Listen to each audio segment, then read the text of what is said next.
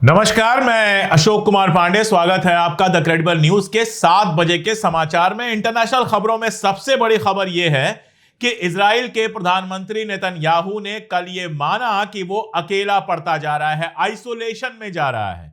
और उसने कहा, एक प्रोग्राम में था वो, वहां उसने कहा कि हमको अब अपनी इकॉनमी को ऐसा बनाना पड़ेगा कि सब कुछ हम घर में ही उगाएं और घर में खर्च करें, क्योंकि दुनिया के तमाम देश हमसे एक एक करके रिश्ता तोड़ते जा रहे हैं। यूरोप के कई देशों ने इजराइल के साथ अपना व्यापार काफी कम कर दिया है। स्पेन के बारे में अगर आपको बताऊं तो स्पेन ने तो लगभग सारा रिश्ता तर्क कर दिया है, सारा रिश्ता तोड़ दिया है। अमेरिका को छोड़कर आज दुनिया में कोई ऐसा मुल्क नहीं है जो इजराइल के साथ बाहों में बाहें डाले चले। थोड़ी शर्म की बात जरूर है कि ऐसे माहौल में भारत के अंदर इस्माइल आता है, इजराइल का सबसे बदनाम मंत्री इस्माइल आता है, और हमारे नेता उसके साथ फोटो खिंचवाते हैं। लेकिन अगर इस एक घटना को छोड़ दें तो पूरी दुनिया धीरे धीरे इजराइल के खिलाफ होती जा रही है। उधर दोहा में आप जानते हैं अरब और इस्लामिक देशों की एक बड़ी मीटिंग हुई, जिसमें तकरीबन सभी देशों के जो सुप्रीम लीडर्स थे, जो नेता थे, वो वहां पर हाजिर हुए। ईरान के पेजेश्कियन भी थे, टर्की के आर्दोगान भी थे, सीसी भी थे इजिप्ट से, और इस तरह से सारे इस्लामिक और अरब कंट्रीज के लीडर्स थे।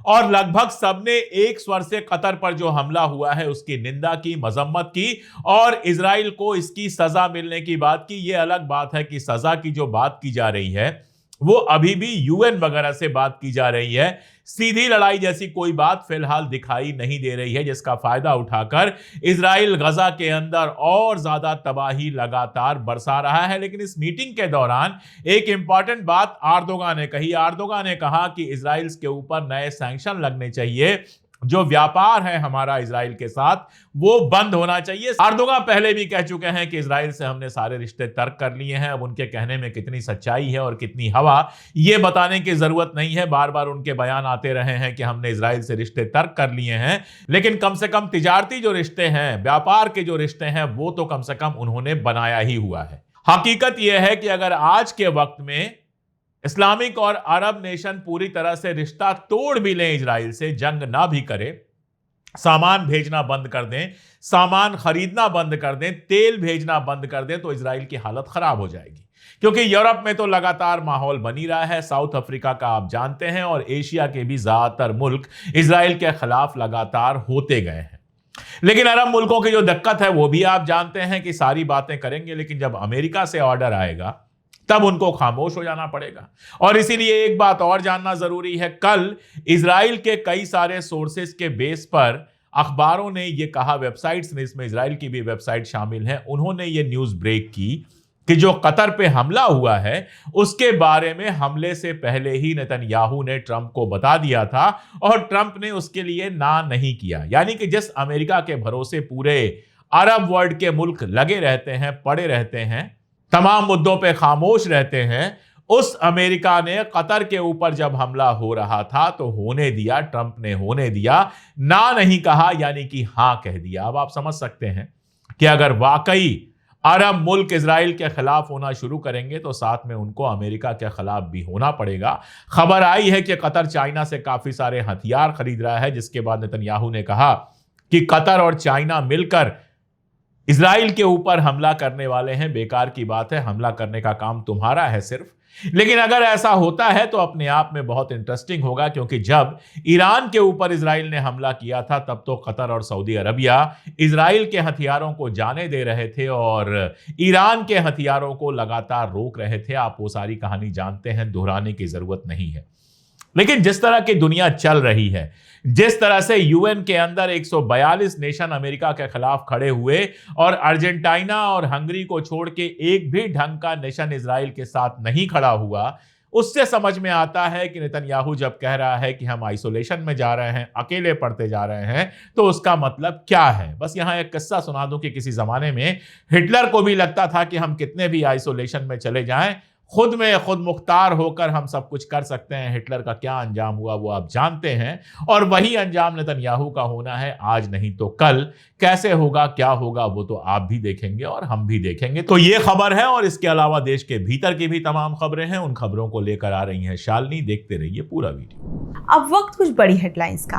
देहरादून में बादल फटा, मंदिर, दुकानों, घरों में घुसा मलबा। टोंस नदी में ट्रैक्टर बहने से 8 लोगों के मरने की खबर। मंडी में 3 की हुई मौत। गोरखपुर में नीट छात्र की हुई हत्या, बदमाशों ने मुंह पर मारी गोली, आरोप पशु तस्करों पर लगा। जैश कमांडर मसूद इलियास ने कहा, मसूद अजहर का परिवार ऑपरेशन सिंदूर में खत्म हो गया।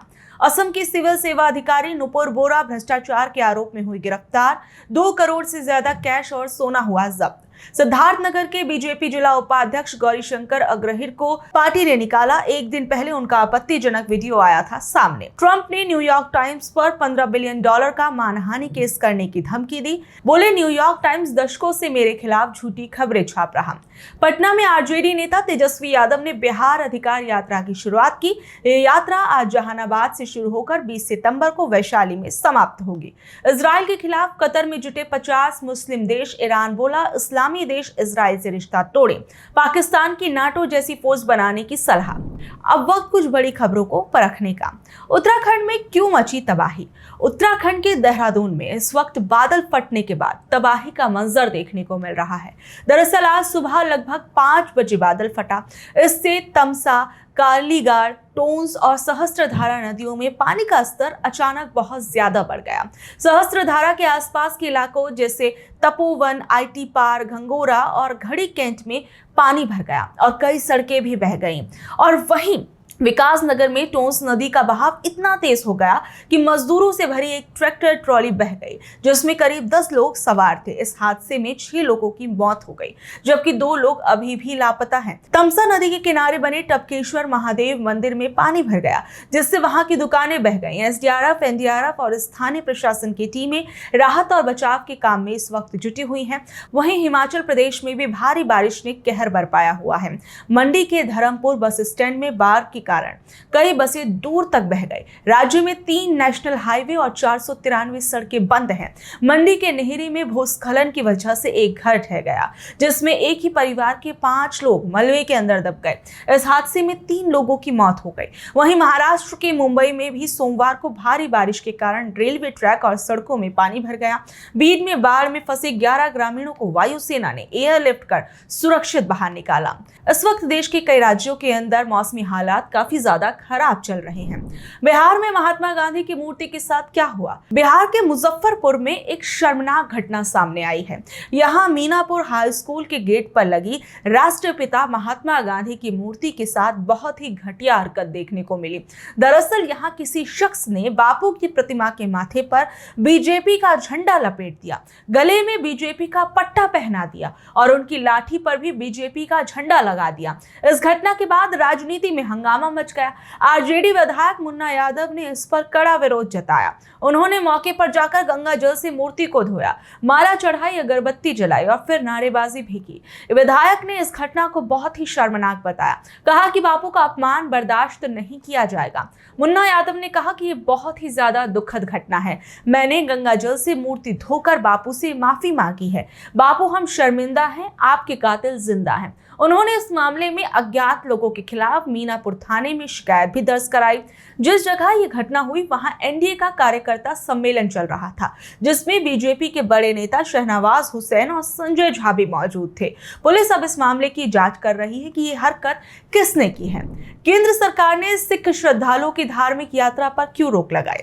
केंद्र सरकार ने एक आदेश जारी कर सिख श्रद्धालुओं को पाकिस्तान में गुरु नानक देव जी के प्रकाश पर्व पर ननकाना साहिब और करतारपुर साहिब जाने से रोक दिया। गृह मंत्रालय ने 12 सितंबर को यह आदेश जारी करते हुए इसकी वजह सुरक्षा कारणों और पाकिस्तान से बढ़े तनाव को बताया। सरकार का कहना है कि इसी साल अप्रैल में हुए पहलगाम आतंकी हमले के बाद दोनों देशों के रिश्ते तनावपूर्ण हो गए हैं। इस फैसले का पंजाब के राजनीतिक और धार्मिक नेताओं ने कड़ा विरोध किया है। उनका कहना है कि सरकार दोहरी नीति क्यों अपना रही है, क्योंकि उसने हाल ही में हुए दुबई में भारत पाकिस्तान क्रिकेट मैच की तो इजाजत दी थी, लेकिन धार्मिक यात्रा पर क्यों रोक लगाई जा रही है। मुख्यमंत्री भगवंत मान ने केंद्र सरकार पर निशाना साधा और पूछा, जब पाकिस्तान के साथ क्रिकेट मैच हो सकते हैं तो श्रद्धालुओं को करतारपुर साहिब जाने से क्यों रोका जा रहा है। उन्होंने कहा कि ये आस्था के केंद्र है, राजनीति या कारोबार की जगह नहीं है। शिरोमणि अकाली दल के अध्यक्ष सुखबीर सिंह बादल ने भी गृह मंत्री अमित शाह को चिट्ठी लिखकर इस फैसले पर दोबारा विचार करने की अपील की। उन्होंने कहा कि इस सिखों की धार्मिक भावनाओं को ठेस पहुंचाएगा।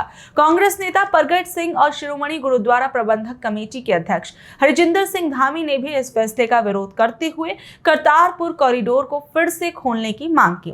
इस विवाद पर बीजेपी के प्रवक्ता आरपी सिंह ने कहा कि इस मामले पर राजनीति करना सही नहीं है। उन्होंने कहा कि क्या पंजाब सरकार लोगों की सुरक्षा की जिम्मेदारी लेगी, तो अब इस पूरे मामले पर बहुत ही ज्यादा राजनीतिक गहमागहमी देखने को मिल रही है। राजस्थान विधानसभा में एक्स्ट्रा कैमरे लगाने पर क्यों गुस्साई महिला विधायक। राजस्थान विधानसभा में विपक्ष की तरफ से एक्स्ट्रा कैमरे लगाने को लेकर एक बड़ा विवाद खड़ा हो गया। कांग्रेस की महिला विधायकों शिमला नायक और गीता बरवर ने विधानसभा स्पीकर पर गंभीर आरोप लगाए। उन्होंने कहा कि सदन में पहले से 9 कैमरे थे, लेकिन अब 2 जासूसी कैमरे विपक्ष की तरफ से लगाए गए हैं। ये कैमरे हाई रेजोल्यूशन वाले हैं और हमेशा विपक्ष की तरफ ही रहते हैं। इन विधायकों का आरोप है कि इन कैमरों के जरिए स्पीकर और मंत्री उनकी हर बात को सुनते और देखते हैं। वो कहते हैं कि ये कैमरे उनकी निजी बातचीत, रणनीति और यहाँ तक कि कागज पर लिखी हुई बातें भी रिकॉर्ड कर लेते हैं, जिससे उनकी निजता का हनन हो रहा है। विधायकों ने सवाल उठाया कि बिना उनकी इजाजत के इस तरह से रिकॉर्डिंग करने का अधिकार स्पीकर को किसने दे दिया। उन्होंने कहा कि सुप्रीम कोर्ट के फैसले और संविधान के अनुच्छेद 21 का सीधा उल्लंघन है। महिला विधायकों ने इस बात पर भी आपत्ति जताई कि जब इस मुद्दे पर सवाल उठाया गया तो एक बीजेपी विधायक ने उन पर अपमानजनक टिप्पणी की। उन्होंने मांग की है कि इन जासूसी कैमरों की हार्ड डिस्क दिखाई जाए ताकि पता चल सके कि उनमें क्या रिकॉर्ड हो रहा है। बिहार अधिकार यात्रा पर क्या बोले तेजस्वी यादव। तेजस्वी यादव ने आज से अपनी बिहार अधिकार यात्रा शुरू कर दी है। ये यात्रा बस के जरिए निकाली जा रही है और 20 सितंबर तक चलेगी। यात्रा की शुरुआत जहानाबाद से हुई और इसका समापन वैशाली में होगा। 5 दिन की इस यात्रा में तेजस्वी यादव का रथ सूबे के 10 जिलों जहानाबाद, नालंदा, पटना, बेगूसराय, खगड़ी और मधेपुरा, सहरसा, सुपौल, समस्तीपुर और वैशाली से होकर गुजरेगा। तेजस्वी यादव ने इस पूरी यात्रा को लेकर क्या कुछ कहा, जरा सुनिए। देखिए, आज से जो है बिहार अधिकार यात्रा पे हम लोग निकल रहे हैं और जो बाकी के जिले जो छूटे हुए थे उनको कवर हम लोग कर रहे हैं। देखिए, नए संकल्प के साथ नया बिहार बनाने के लिए, बेरोजगारी, महंगाई, गरीबी को हटाने के लिए, किसान मजदूर के सम्मान के लिए, माओं के बहनों की सुरक्षा के लिए आज बिहार में कारखाने, इंडस्ट्री लगे। इस संकल्प के साथ आज हम लोग जो है इस यात्रा में निकल रहे हैं। तो ये थी आज की खबरें। कल शाम 7 बजे फिर हाजिर होंगे अगली खबरों के साथ। अगर आपको आज की खबर अच्छी लगी, जानकारी भरी लगी, तो इसे अपने दोस्तों, रिश्तेदारों से शेयर कर ले। कल तक के लिए नमस्कार, शब्बा खैर, गुड नाइट।